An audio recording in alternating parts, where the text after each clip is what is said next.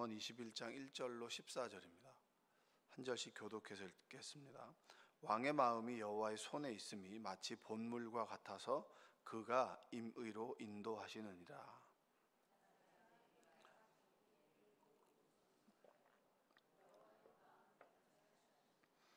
공의와 정의를 행하는 것은 제사를 드리는 것보다 여호와께서 기쁘게 여기시느니라.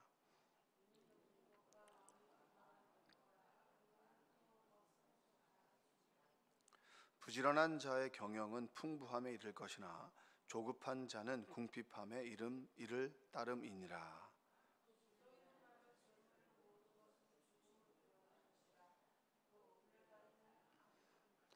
악인의 강포는 자기를 소멸하나니 이는 정의를 행하기 싫어함이니라.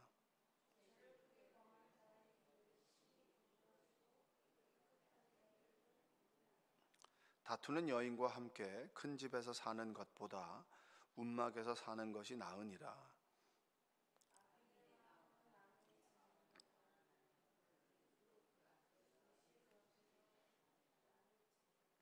거만한 자가 벌을 받으면 어리석은 자도 지혜를 얻겠고 지혜로운 자가 교훈을 받으면 지식이 더하리라.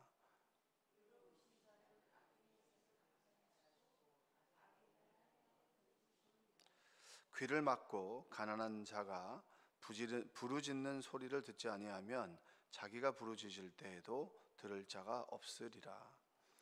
은밀한 선물은 노를 쉬게 하고 품 안의 뇌물은 맹렬한 분을 그치게 하느니라. 아멘. 오늘도 하나님의 은혜가 여러분의 삶 속에 함께 하시기를 주님의 이름으로 축복합니다. 배움의 습관 9가지라고 하는 그런 책이 있는데 거기서 9가지 우리가 배우는 그런 습관, 어떤 습관이 있나 9가지를 얘기하는데 첫 번째는 관찰입니다. 관찰. 어떤 사물을 신중하게 관찰하는 사람이 있죠. 덥석 덤비는 사람이 있고 신중하게 옆에서 이렇게 끊임없이 관찰하고 안전이 확보가 되면 행하는 사람이 있습니다. 그리고 경청입니다. 경청. 상대방의 마음으로 상대방의 처지에서 생각하는 거죠. 듣는 겁니다. 그리고 생각이에요. 생각. 그리고 좋은 것들은 모방하는 거죠. 저 사람 참 좋은 습관을 갖고 있네. 그러면 모방을 하는 겁니다. 그리고 기록하는 거고, 그리고 의견을 내는 겁니다. 의견. 그리고 질문하고 비판하고 제가 퍼포먼스입니다. 퍼포먼스는 뭐냐면 그냥 한번 해보는 거죠. 그러니까 이런 습관을 갖기 위해서 준비하고 이런 것도 좋지만 덥석 한번 도전해 보는 겁니다. 그래서 갑자기 어떻게 이 일을 하게 됐는데 이 일이 너무 좋았다. 뭐 이런 습관이 너무 좋았다. 이게 9가지입니다. 근데 저는 오늘 본문에 비추어서 한 번 더 우리 일상에서 생각해 보자면 하나를 플러스 한다면 고생입니다. 고생. 뭐라고요? 고생. 고생해봐야 아는 사람이 있죠. 그렇죠? 고생해봐야 그렇게 말을 했는데도 말을 듣지 않고 고생을 해봐야 몸으로 익히는 사람이 주변에 있더라. 여러분들은 어떤 분이세요? 말을 하면 잘 들으시나요? 아니면은 말을 안 들고 고생해봐야 아나요? 이거는 어리든 나이가 먹든 간에 자기만의 어떤 선택이고 고집이기 때문에 그런 분들 많이 말을 듣지 않고 꼭 자기 마음대로 하다가 고생해보고 그리고 꼭 어려움을 토로하는 사람이 있어요. 꼭 같은 것들을 반복하는 경우가 있습니다. 너무 이 사람들을 돌봐줘서 고생할 기회를 다른 사람들이 다 이렇게 해결해주고 그리고 그 일을 한 것의 의미를 잘 모르고 똑같이 반복할 때 저는 그런 경우에는 모른 척합니다. 네가 알아서 해결해. 왜냐하면 그거를 스스로 해결해 봐야 그 고민에서부터 그 일에서부터 벗어나기 때문입니다. 자, 속담에 보면 물은 건너보아야 알고 사람은 지내봐야 안다. 이런 겁니다. 지내봐야 한다. 그러니까 경험해봐야 그리고 꼭 해봐야 고생해봐야 그리고 시간을 보내봐야 그 사람을 아는 것이죠. 자, 11절의 말씀을 한번 읽어보겠습니다. 11절. 거만한 자가 벌을 받으면 어리석은 자도 지혜를 얻겠고. 다시 한번 읽어볼까요? 시작. 거만한 자가 벌을 받으면 어리석은 자도 지혜를 얻겠고 지혜로운 자가 교훈을 받으면 지식이 더하리라. 이게 11절의 말씀입니다. 오늘 11절의 말씀을 가지고 나눌 텐데, 공동 번역으로 보면 이렇습니다. 좀 쉽게 말하면, 거만한 자가 벌 받으면 어수룩한 자가 지혜를 얻고 현자가 가르침을 받으면 지식이 더해진다. 아직 의미를 잘 모르시겠죠? 그 원어를 직역하면 이렇습니다. 조롱하는 자가 징벌을 받을 때 단순한 자가 지혜로워지고, 군대에서 꼭 보면은 고문관이 이제 적응을 못하는 친구들이 얼차려를 받잖아요. 그러면 옆에 있는 사람이 정신이 바짝 드는 거예요. 나도 저럴 뻔했는데. 그리고 지혜로운 자가 교훈을 받을 때 지식을 얻는다. 아직까지 이게 잘 안 들어오시죠? 이거를 메시지 성경으로 보면 아주 명확합니다. 잘 들으셔야 돼요. 어리석은 자는 고생을 통해 배우고. 한번 따라서 해볼까요? 어리석은 자는 고생을 통해 배우고, 지혜로운 이는 훈계를 경청하며 배운다. 하지 마라 하는데 꼭 하는 사람 있잖아요. 여러분들도 그렇고 저도 그렇습니다. 모든 사람들은 보면 말을 안 듣고 자기가 옳다고 여기는 것들을 꼭 해봐야, 그걸 통해서 고생을 해봐야 깨닫게 되는 경우들이 있습니다. 그래서 어리석은 자는 고생을 통해서 배우고 지혜로운 이는 훈계를 경청하며 배운다. 인생의 어느 순간에 여러분도 고생해본 경험이 있을 겁니다. 하지 말라고 했는데, 주변에서 다 말렸는데, 주변에서 그렇게 말렸는데 그게 들리지 않았어요. 근데 그걸 해보고 난 다음에, 그렇게 고생하고 난 다음에 비로소 그때 말 들을 걸. 근데 지혜로운 사람은 뭡니까? 듣고 안다는 거예요. 자, 성경을 한번 보시면 대번에 한 번에 들은 사람이 몇 사람이나 될까요? 거의 없습니다. 그 얘기는 인간의 본성은 잘 안 듣는다는 거예요. 자기 소견에 옳은 대로 행동하는 것이 우리의 죄된 본성입니다.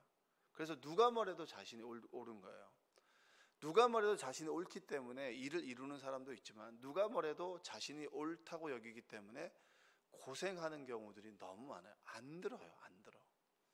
자, 여기 설교 때 하나님의 말씀을 여러분에게 선포합니다. 안 들어요. 내 생각과 같으면 괜찮네. 내 생각과 다르면,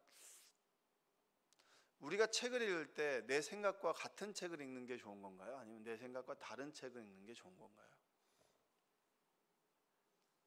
같은 책은 읽을 필요가 없잖아요. 뭐하러 읽어요? 그냥 안심하려고, 공감하려고.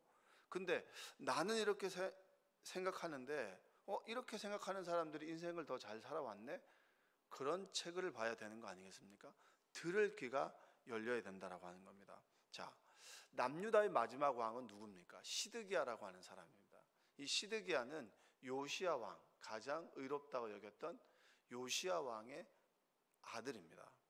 요시야는 여호아스, 그리고 여호야김, 여호야긴, 이렇게 해서 시드기야는 이렇게 형제가 있습니다. 형제가 있는데, 이 시드기야라고 하는 말의 뜻이 뭐냐면 이겁니다. 여호와는 의로우시다. 뭐라고요? 여호와는 의로우시다. 자, 이름은 여호와는 의로우신데, 의로우신 하나님의 말을 진짜 안 들었던 사람 중에 한 사람이 시드기야입니다. 시드기야. 이 시드기야는 이 느부갓네살, 바벨론의 느부갓네살이 여호야긴, 그 다음에 시드기야인데, 여호야긴을 폐위시켜버리고 자기 마음대로 조종할 수 있는 시드기야를 왕위에 앉힙니다. 왜? 내 말을 잘 들어야 되니까. 그래서 바벨론에 조공도 바치고 잘 하다가 갑자기 이건 아니다 싶은 거예요, 시드기야가. 그래서 바벨론에게 등을 집니다. 등을 져요. 꼭두가시 왕에서 등을 집니다. 시드기야는 11년을 통치했어요. 남유다의 마지막 가장 격변기 때 그 시기에.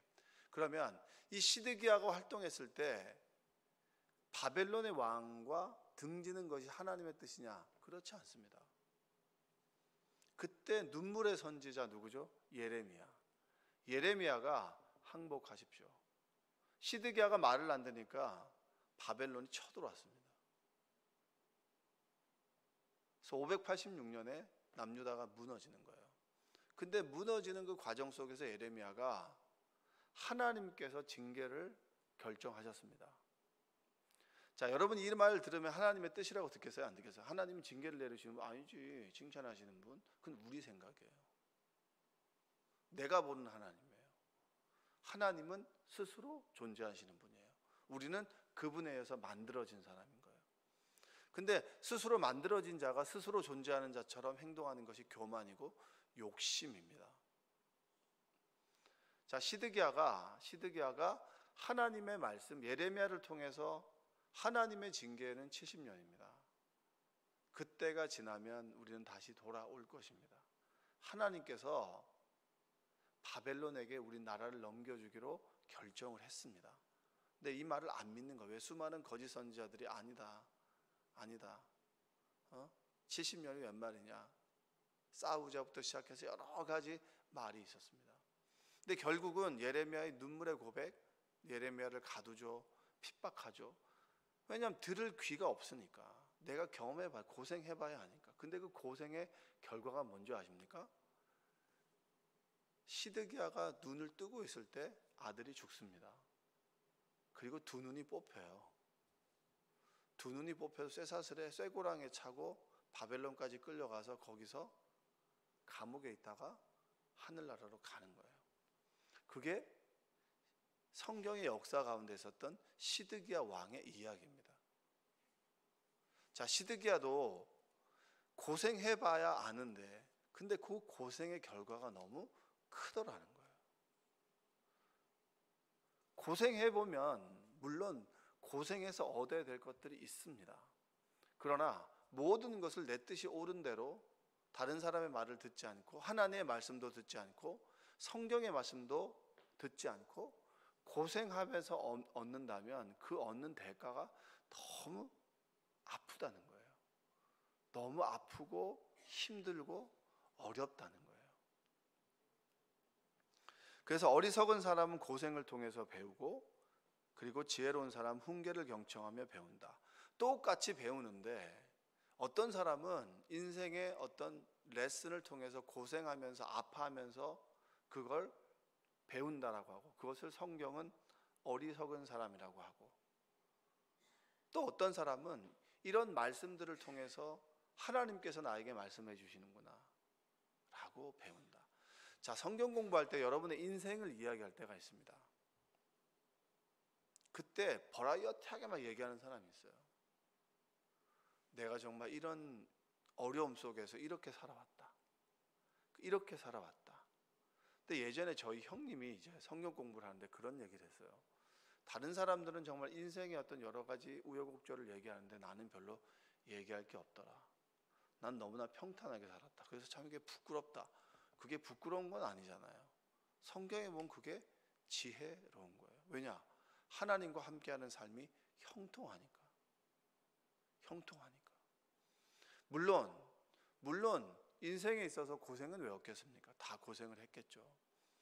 자기 고집스럽게 자신을 주장하다가 정말 아프고 힘들게 얻은 그런 경험 말고 누구나 우리는 인생에서 고생을 합니다. 젊어서 고생은 사사한다라고 합니다. 그렇죠? 고생을 통해서 배우고 일어설 힘과 시간이 있을 때 사사할 수 있어요. 근데 어느 순간 20대가 지나고 결혼을 하게 되면 그때 고생을 하게 되면 일어설 수가 없다는 말들을 참 많이 합니다. 시간과 건강이 허락되고 젊음이 있을 때는 그 고생이 어느 정도는 이해가 되지만 그 젊은 힘이 있던 시간이 지나고 이제 지혜가 점점 생겨야 되는 그때 고집스럽게 고생한다면 회복하기가 너무 힘들다는 거예요. 그게 모든 사람들이 말하는 지혜 아니겠습니까? 시드기야에게는 기회가 없었습니다. 그건 그 고생이 끝이었어요. 고생하다가 끝나는 인생이 바로 시드기야였습니다. 그 전에 기회가 있었는데 끊임없이 그 기회를 스스로 차버린 사람이 시드기야입니다. 자, 솔로몬이 하나님께 원했던 게 무엇이죠? 지혜입니다.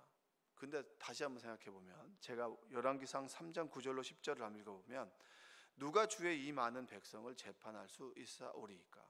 듣는 마음을 왕에게 주사 주의 백성을 재판하여 선악을 분별하게 하옵소서. 솔로몬이 이것을 구하매 그 말씀이 주의 마음에 든지라. 자, 솔로몬이 기도했더니 지혜를 얻었다라고 했습니다. 그 지혜가 듣는 마음이죠. 근데 그가 아무것도 모르는 상태에서 이것을 구했을까요? 다윗이라고 하는 위대한 왕이 있고 그 위대한 왕의 아들로 살아가는 것이 쉽겠습니까? 어렵겠습니까? 얼마나 마음의 부담감과 주변에 이렇게 얼마나 많은 말이 있겠어요. 여러분들은 그냥 한마디 툭 하고 던지지만 그 말이 돌고 돌아가지고 여러분의 입에서 나오는 그 순간에 모든 사람들이 안다고 생각하면 돼요. 또 이 말 저 말 옮기는 사람들이 얼마나 많겠어요. 이 사람한테 전화해가지고 이 말하고 저 사람한테 전화해가지고 자기는 풀리는데 그러면 그 사람을 통해서 어떤 많은 말들이 막 생기죠. 여러분 입을 다물어야 돼요. 그것 때문에 솔로몬이 얼마나 힘들었겠어요. 그래서 내가 선과 악을 분별하려면 듣는 마음을 주십시오. 여러분 이게 솔로몬이 기도했기 때문에 얻는 지혜가 아니라 솔로몬이 지혜로웠기 때문에 하나님께 구한 거예요. 그가 듣는 귀가 있었기 때문에 듣는 마음을 달라고 한 거라는 얘기예요. 그냥 아무 생각 없이 기도해서 얻는 지혜가 아니라고 하는 겁니다. 내가 아버지처럼 나라를 잘 다스리고 싶고 아버지처럼 하나님을 잘 믿고 싶은데 어떻게 해야 될지 잘 모르겠습니다. 하나님의 말씀을 하나님의 말씀으로 들을 수 있는 나에게 옥토와 같은 듣는 마음을 허락해 주십시오. 그래서 사람들의 말을 들을 때 하나님의 마음으로 옳고 그름을 분별할 수 있도록 저에게 듣는 마음을 주십시오. 왜 듣는 마음입니까? 듣지 않으면 고생하고요. 들으면 그것을 통해서 분별력과 지혜를 얻을 수 있기 때문입니다. 그러니까 솔로몬은 지혜로웠기 때문에 이 기도를 할 수 있었던 거지, 기도를 통해서 지혜로워졌다, 아무것도 모르고 자신의 정욕으로 구해서 지혜로워졌다, 그건 아니라고 하는 겁니다. 자, 저는 결론을 좀 내리고 싶어요. 고생해서 얻기보다 저는 하나님의 말씀으로 얻게 되는 것이 귀한 것입니다. 내 뜻으로 다 해보고 천부의 의지가 없어서 손들고 옵니다. 물론 우리가 인생에 있어서 그때가 있습니다. 내 뜻이 꺾여지고 무릎을 꿇을 것, 그게 복이에요. 복은 뭐냐? 소유를 많이 가지게 되는 것이 복이 아닙니다. 하나님 앞에 무릎을 꿇을 수밖에 없는 존재라고 하는 것을 아는 것, 그리고 실제로 하나님께 무릎을 꿇는 것이 지혜입니다. 그게 복이고요. 성경이 말하는 복은 소유에 많고 그리고 권력을 갖고 힘을 갖는 것을 복이라고 얘기하지 않아요. 그건 여러분의 욕심이죠. 복의 결과물이, 부산물이 바로 그런 것입니다. 성경의 복은 무릎을 꿇는 것입니다. 무릎을 꿇는다라고 하는 것은 뭐죠? 하나님의 말씀에 귀를 기울인다라고 하는 것. 듣는 것. 듣는 사람이 지혜롭다. 듣지 않고 자신의 뜻대로 고생하는 사람 어리석다. 하나님 말씀을 들어도 하나님 안에서 훈련되고 고난이 있는데 왜 우리는 그 고생을 사서 하느냐? 이게 성경이 말해주는 교훈입니다. 남들이 아파서 쓰러질 때, 누군가 어려운 일을 당할 때야 비로소 깨닫는 것보다 나의 자리에서 하나님께서 주시는 말씀을 청종하고 들음으로 깨닫는 은혜가 여러분에게 있기를 주님의 이름으로 축복합니다. 고생하지 말고 듣는 마음을 갖게 되시기 바랍니다. 기도하겠습니다. 사랑과 은혜가 풍성하신 아버지 하나님, 감사합니다. 하나님께서 우리를 주님의 전으로 불러주셨습니다. 듣게 하여 주심에 감사합니다. 들을 자리에 우리를 불러주심에 감사합니다. 세상 하루하루 살아가면서 듣지 않아야 될 것들에게는 귀를 기울이지 않고 말하지 않아야 될 것들에 그 말을 퍼뜨리지 말고 하나님 말씀에 더욱 귀를 기울여 사서 고생하지 않는 인생 되게 하여 주옵소서. 하나님과 동행하는 삶이 가장 복된 삶이고 하나님께 무릎 꿇고 그분의 말씀의 귀를 기울이는 삶이 복된 사람입니다. 복된 사람으로 살아가도록 우리를 도와 주옵소서. 수해로 인해서 또 여러 가지 어려움으로 신음하고 아파하는 우리 성도님들을 위로하여 주시고, 여름 행사를 주님께서 이제까지 무사히 끝내도록 도와주심에 감사합니다. 남아있는 청년부 행사에도 함께하여 주시고, 그리고 다음 주부터 있는 특별 새벽 기도회, 주님께서 특별한 은혜를 주셔서 다시 한번 새벽의 영성이 일깨워지게 하여 주시고, 생명나무교회 담임 목사님과 모든 교육자들과 성도님들 하나님 안에서 기뻐하는 삶을 살아가도록 주님 함께하여 주시옵소서. 예수님의 이름으로 기도합니다. 아멘.